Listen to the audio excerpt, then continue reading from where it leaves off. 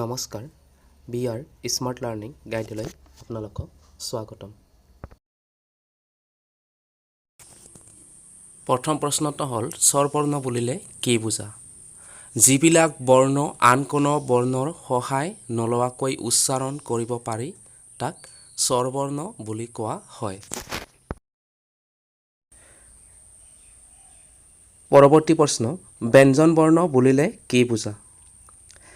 যিবোৰ বৰ্ণ উচ্চাৰণ কৰোঁতে আন বৰ্ণৰ সহায় লোৱা হয় তাক ব্যঞ্জন বৰ্ণ বুলি কোৱা হয়। বৰ্গীয় বা স্পৰ্শ বৰ্ণ কি? কৰ পৰা মলৈ এই 25টা বৰ্ণ উচ্চাৰণ কৰোঁতে ওঠ, জিভা আদিয়ে মুখৰ ভিতৰত কোনো নহয় কোনো অংশত স্পৰ্শ কৰে কাৰণে ইহঁতক স্পৰ্শ বৰ্ণ বুলি কোৱা হয়।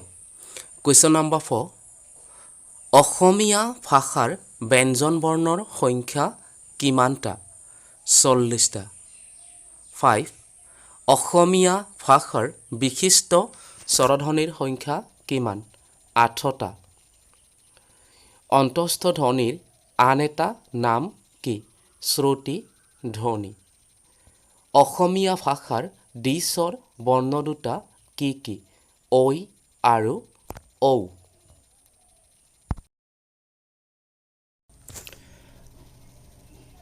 অসমীয়া ভাষাৰ বিশিষ্ট ব্যঞ্জন ধ্বনি কেইটা? 21টা। অসমীয়া ভাষাৰ অল্পপ্ৰাণ ধ্বনিসমূহৰ নাম কি কি? প, ব, ত, দ, ক আৰু গ। অসমীয়া ভাষাৰ মহাপ্ৰাণ ধ্বনিসমূহৰ নাম লিখা। ফ, ভ, থ, থ, খ আৰু ঘ। নাসিক্য ধ্বনিসমূহ কি কি? ম, ন, ঙ। কম্পিত ধ্বনিটোৰ নাম কি?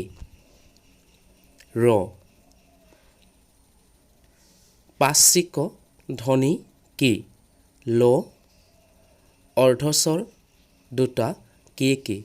ৱ, প আৰু য়। উষ্ম বৰ্ণসমূহ কি কি? বা উষ্ম ধ্বনিসমূহ কি কি? চ, জ, স আৰু হ।